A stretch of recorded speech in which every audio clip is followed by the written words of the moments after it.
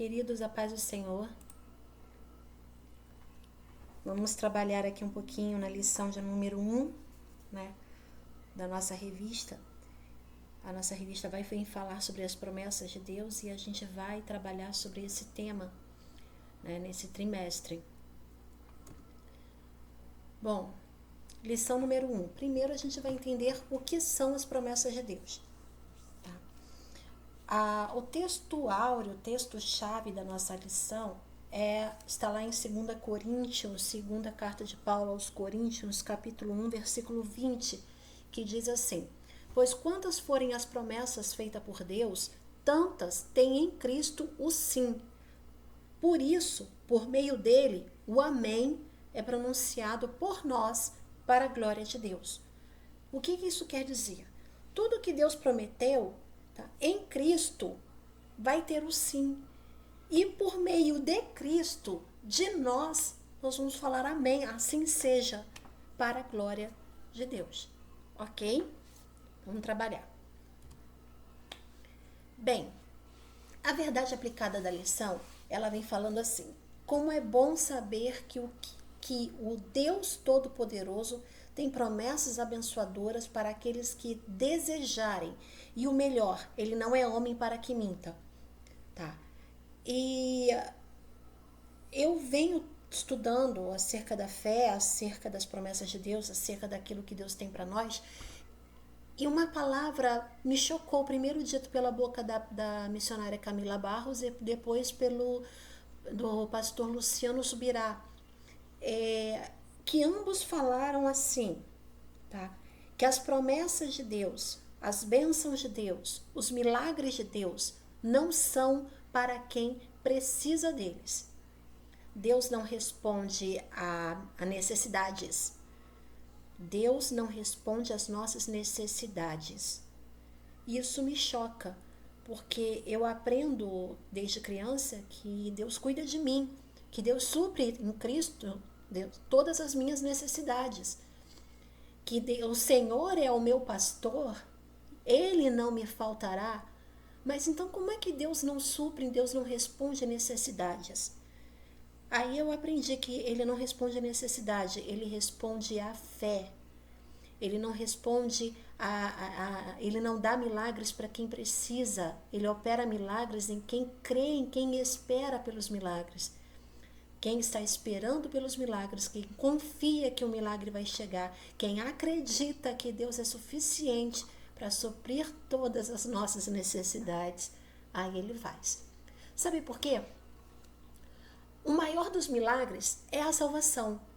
E a Bíblia diz que é vontade de Deus que todos os homens se salvem. Se é vontade de Deus que todos os homens se salvem, o maior milagre que o homem precisa é a salvação, então é a fome com a vontade de comer. Bastava o homem ter a necessidade de salvação, como todos nós temos, e Deus estaria pronto para nos salvar. Mas não é assim que acontece. A gente sabe que nem todos serão salvos. Serão salvos aqueles que creem, aqueles que acreditam, aqueles que querem, aqueles que reconhecem que precisam. Tá? Então Deus não responde àqueles que precisam. Deus responde àqueles que acreditam, àqueles que têm fé.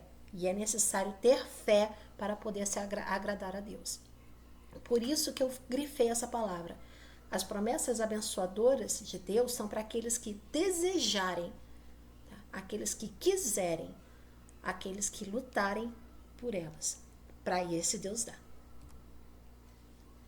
O texto base está lá em 2 Pedro, capítulo 1, versículo de 1 a 7, que diz assim: Simão Pedro, servo e apóstolo de Jesus Cristo, àqueles que mediante a justiça de nosso Deus e Salvador Jesus Cristo, receberam conosco uma fé igualmente valiosa.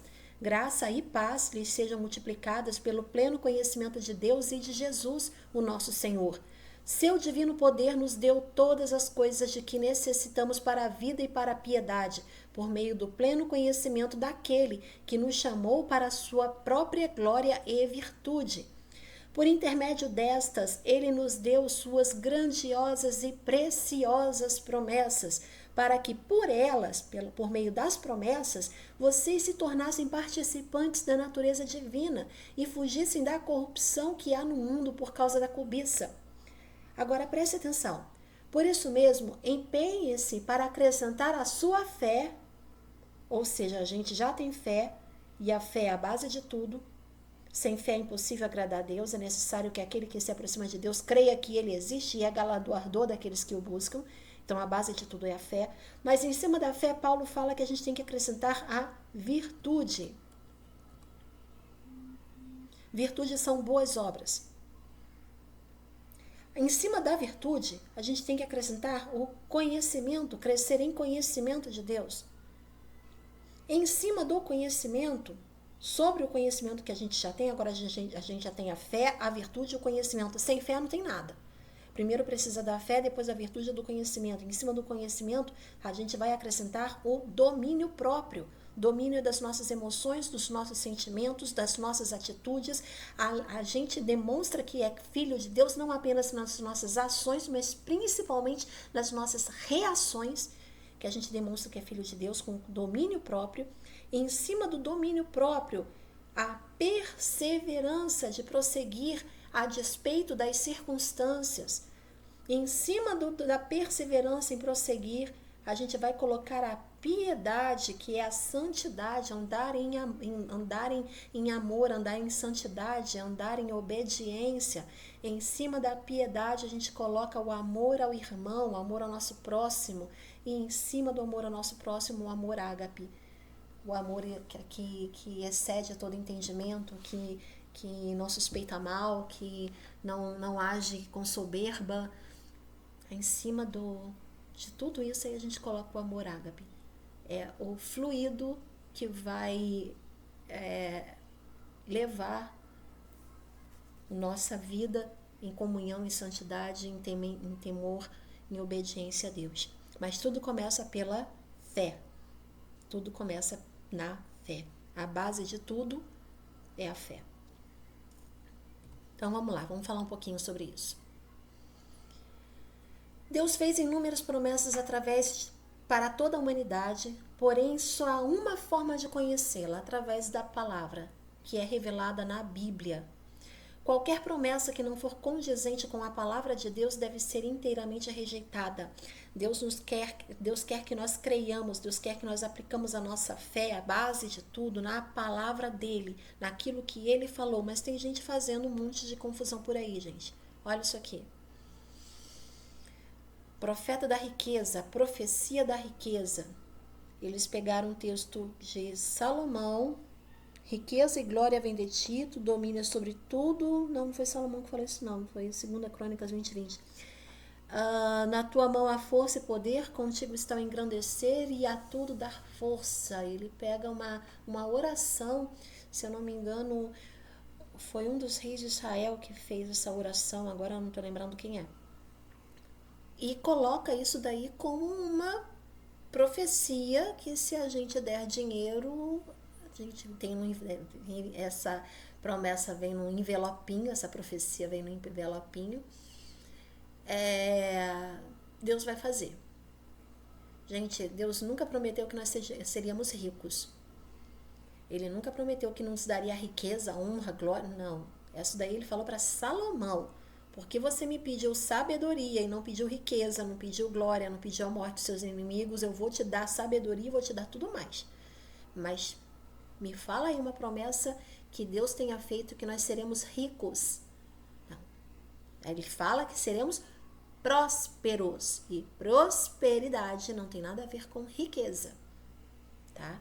Prosperidade tem a ver com satisfação. Prosperidade tem a ver com tudo que a mão colocar a mão para fazer vai dar certo, vai ser abençoado.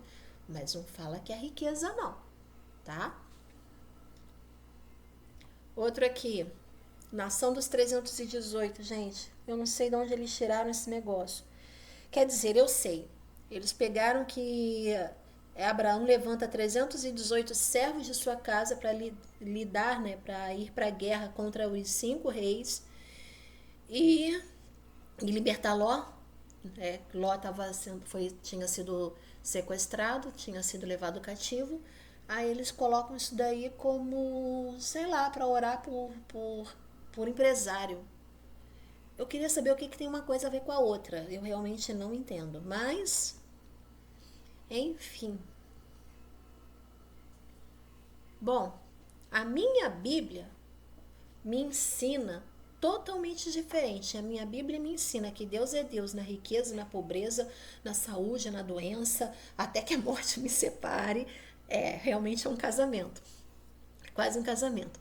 Lá em Abacuque 3, 17 e 18 está dizendo assim: mesmo não florescendo a figueira, não havendo uvas nas videiras, mesmo falhando a safra de azeitonas, não havendo a produção de alimento nas lavouras, nem ovelhas no curral, nem bois nos estábulos, ainda assim o Senhor é meu Deus, o Senhor é meu pastor, o Senhor é quem me guia, o Senhor é quem me sustenta, o Senhor é quem me guarda, o Senhor é quem me leva, o Senhor é quem começou a boa obra, vai ser fiel para levar até o final. Ainda assim, eu exultarei no Senhor e me alegrarei naquele que me deu riqueza, naquele que não deixou faltar a uva na minha videira, não, no Deus da minha salvação.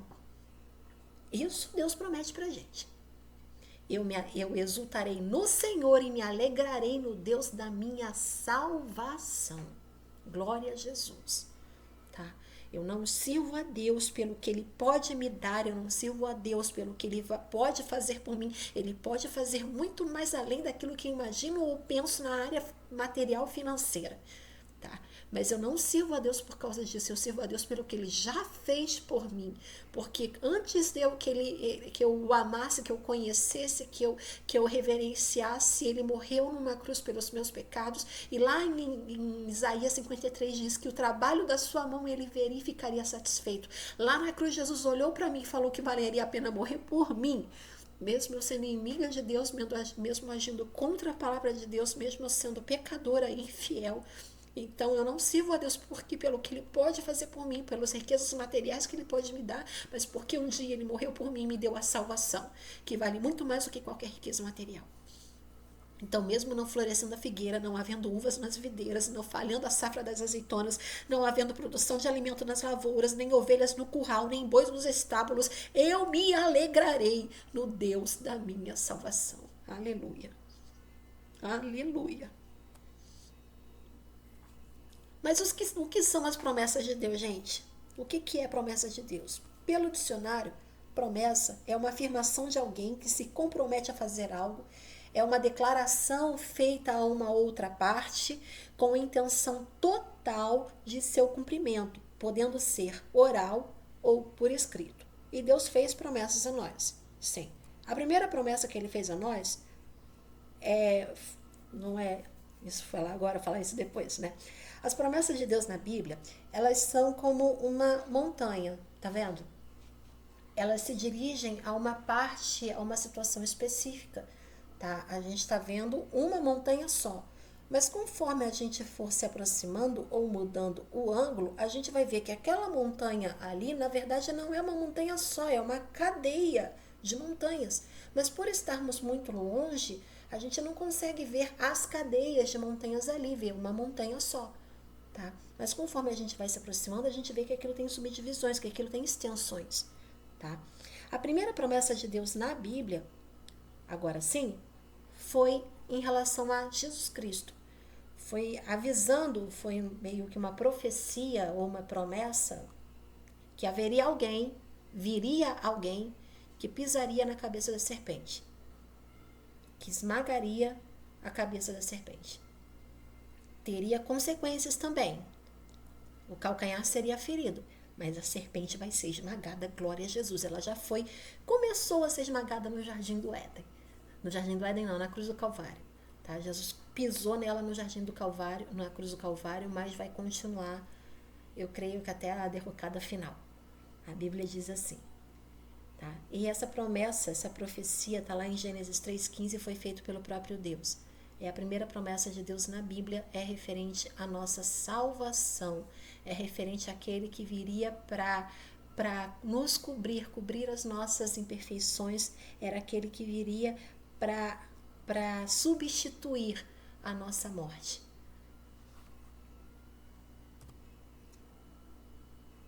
Uma das grandes promessas de Deus, um dos homens que receberam a promessa de Deus e de forma incondicional, foi Abraão. Deus chamou Abraão, e ele diz lá em Hebreus 6,13, que quando Deus fez a sua promessa a Abraão, e foi uma promessa incondicional, tá? Ele não havia, como não havia ninguém superior a ele mesmo para jurar, ele jurou por si mesmo. E eu acho isso lindo. Deus jura por si mesmo.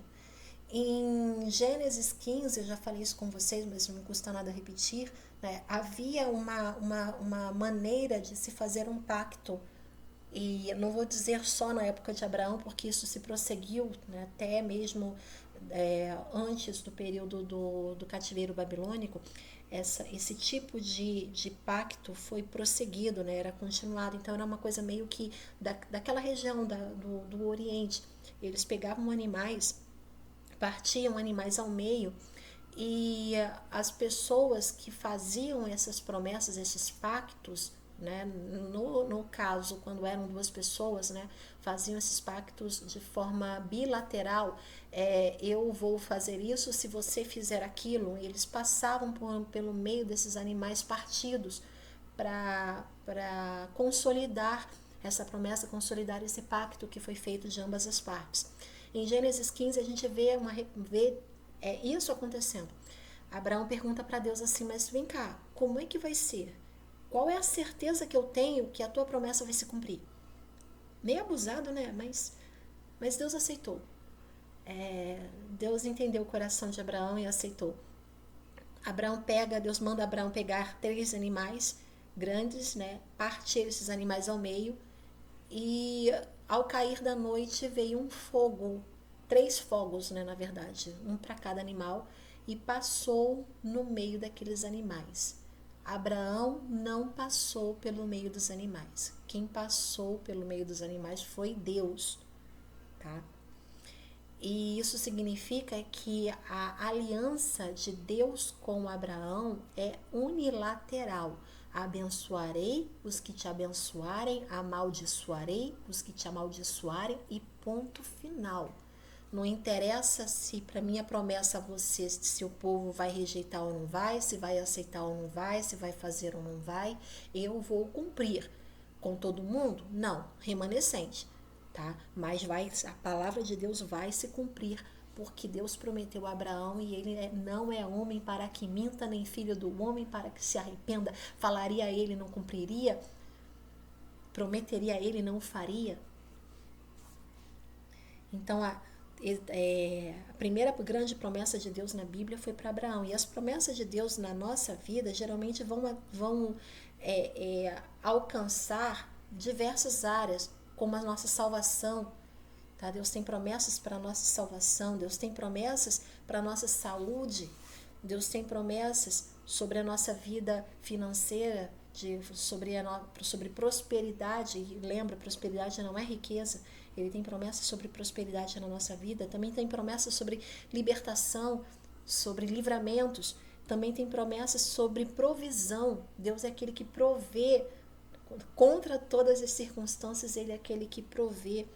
São exemplos da promessa de Deus na nossa vida. Só que as promessas de Deus na nossa vida, na maioria das vezes, elas não vão acontecer por si só. É necessário fé. E Jesus fala assim: se tiveres fé como do tamanho de uma mostarda, de um grão de mostarda, você vai falar para esse monte: atira-o no mar, e ele vai fazer.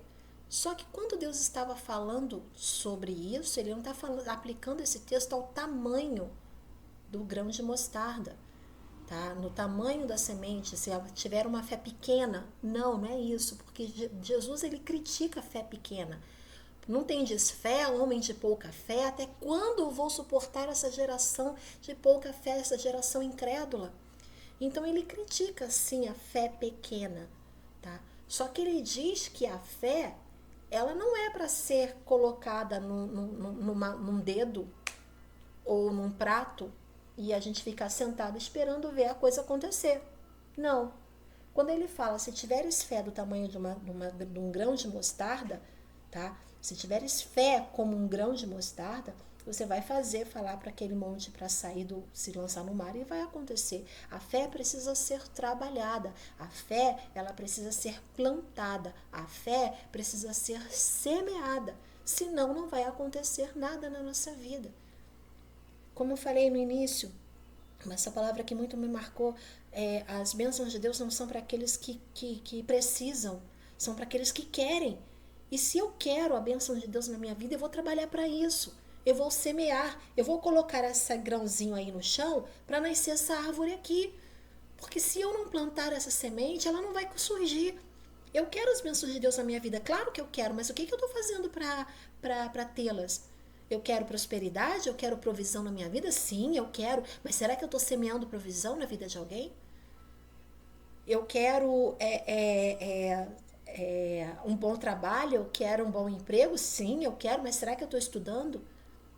A Bíblia fala, aquele que leva, lá em Salmos 86, se eu não me engano, aquele que leva a boa semente andando e chorando, voltará sem dúvida, com alegria, trazendo consigo os seus molhos. Mas é necessário você colocar a semente no chão, arar a terra, jogar a semente no chão. É necessário você irrigar a sua semente, nem que sejam com suas lágrimas, mas é necessário. É necessário trabalhar a fé através da oração em línguas, oração no Espírito. É necessário trabalhar a fé através de plantar essa semente no reino de Deus para se colher depois no futuro, porque de Deus ninguém escarnece, de Deus não se zomba. Deus nos abençoa sim, mas é mediante a nossa fé. Ah, mas eu não tenho. Sim, admita que não tem, comece com o que você tem, mesmo que pequeno, e peça para Jesus completar aquilo que falta. Se você colocar aquilo que você tem, a sua fé do tamanho do grão de mostarda na terra, e pedir para Jesus para completar o que falta, ele faz crescer a árvore. Coloca na terra, o resto é com ele. Tá? A gente só vai colher aquilo que a gente plantar. As promessas de Deus, elas têm promessas condicionais que dependem de condições estabelecidas pelo próprio Senhor para que essas promessas se realizem. E a gente tem um grande exemplo em 2 Crônicas 7,14. Se o meu povo, que se chama pelo meu nome, se humilhar e orar, e se converter dos seus maus caminhos, então eu os ouvirei, perdoarei os seus pecados e sararei a sua terra. E é interessante que Deus não quer que o Brasil, que toda a população, que aqueles que não conhecem a Deus, clamem, não. É aqueles que se chamam pelo povo dele. Então, a tarefa cabe a nós. Ah, mas eles não serão, eles vão ser beneficiados com minha lágrima, com meu choro? Sim, irão. Sim, irão, porque você foi chamado para isso. Você foi chamado para ser abençoador. A minha mãe dizia quando eu era criança, quem não vive para servir não serve para viver. Nós fomos chamados para ser bênção na vida dos outros. Então, se você não quer que através da tua oração, através do teu clamor, através do teu jejum, através das tuas lágrimas, pessoas que não acreditam em Deus sejam abençoadas, você está no lugar errado. Tá? Reveja seus conceitos. Deus nos chamou para ser intercessores, Deus nos chamou para fazer diferença, Deus nos chamou para que o mundo veja em nós aquilo que eles queriam ser e não são, para que eles nos copiem. O mundo nos chamou para isso. A Bíblia fala que nós temos que ser filhos do nosso Pai que está nos céus, que faz a sua chuva vir sobre bons e sobre maus e faz o seu sol cair sobre justos e injustos. Então, para que a gente seja filho do nosso Pai que está nos céus, nós temos que usar aquilo que Deus nos deu para servir os outros, eles acreditando em Deus ou não. Tá? Então vamos lá, continuando. Aqui agora exemplos, promessas condicionais, crer para ser salvo, João 3,16, porque Deus amou o mundo de tal maneira que enviou o seu Filho unigênito para que todo aquele que nele crer não pereça, mas tenha vida eterna. Pedir para ser atendido, clama a mim e responder-te-ei, anunciar-te-ei coisas grandes e firmes que não sabes, confessar os pecados para receber perdão. 1 João 1,9. Calma aí que eu tô chegando. Se confessarmos os nossos pecados, Ele é fiel e justo para nos perdoar todos os pecados e nos purificar de qualquer injustiça. Aleluia. Confessar para receber pecado. Só recebe pecado quem confessa. Só é atendido quem clama. Só é salvo quem crê. E por aí vai. E por aí vai. Deus não responde necessidades. Deus responde àquele que crê. Deus responde desejos. Deus responde fé. Deus responde fé. E tem promessas incondicionais, aquelas promessas que são baseadas totalmente naquilo que Deus quer fazer e não tem interferência na ação humana. Amei a Jacó, aborreci Esaú e ponto final, tá? E não tem essa. Escolhi fulano, não escolhi isso que não acabou. Tem o vaso de honra, tem o vaso de desonra e ponto final. Não tô defendendo a eleição não, tá, gente? Tô defendendo a eleição não, tá? Tô defendendo predestinação, eleição não, ok? Tô falando que existem promessas de Deus condicionais e promessas incondicionais. Ele falou, aborreci Esaú, amei a Jacó e ninguém tem nada com isso, ok?